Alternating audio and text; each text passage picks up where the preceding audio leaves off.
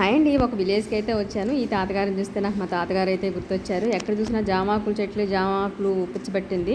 So అవైతే చిగుళ్ళు అయితే కోసుకున్నాను అనమాట. ఇక్కడ దగ్గరలో ఒక మామగారు గేదెలు అవన్నీ అయితే ఉంటాయి. ఆ గేదెల్లో చూస్తూ ఆ పాకలు అయితే ఆ మామగారు ఉంటారు. సో ఆవిడని ఇంకొకసారి చూద్దామని చెప్పేసి అయితే వెళ్ళాను. సో ఆవిడ అసలు చాలా డిఫరెంట్గా నిజంగా ఈరోజు ఈ విలేజ్లో తగిలిన క్యాండిడేట్స్ అందరూ కూడా చాలా డిఫరెంట్గా తగిలారు. నవ్వు వచ్చింది నాకైతే. చూడండి, పల్లెటూరు అవటం వల్ల చక్కగా పిల్లలు పెద్దవాళ్ళు అందరూ కూడా బయట మీటింగ్లు పెట్టుకుని ఆడుకుంటూ అయితే ఉన్నారు. అట్మాస్ఫియర్ చాలా చక్కగా ఉందన్నమాట. ఇక్కడైతే 7-8 గేదెల వరకు ఉంటే అవన్నీ చూస్తారు. చెట్టుకి అయితే ఉయ్యాలు కట్టి పిల్లలు అయితే ఆడుకుంటున్నారు మంచిగా.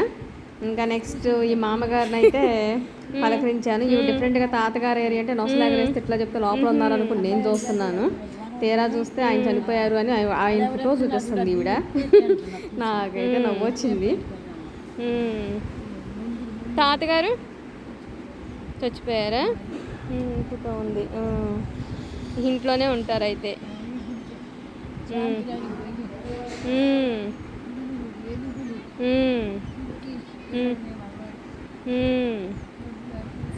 అంతేగా మా అమ్మ.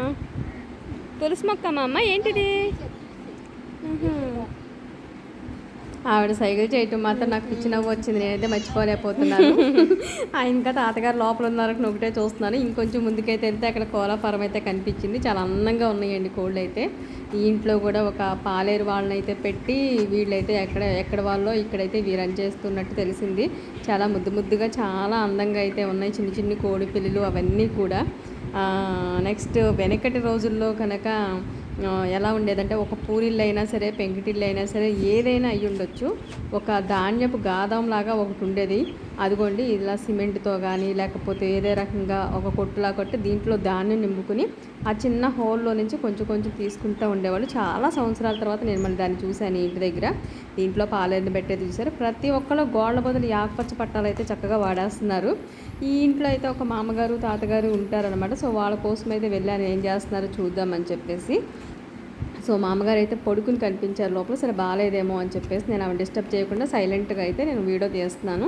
ఆ తాతగారు అక్కడెక్కడో మూల చేనులలో పనిచేసుకుంటున్నారు. ఈ సొరపాదులు, బీరపాదులు, బెండపాదులు, అరటి చెట్లు, దొడ్లు, అరటికాయలు, తోటకూర, గోంగూర ఇలాంటివన్నీ కూడా వాళ్ళకున్న ఆ చిన్న ప్లేస్లో పండిస్తారు వీళ్ళు.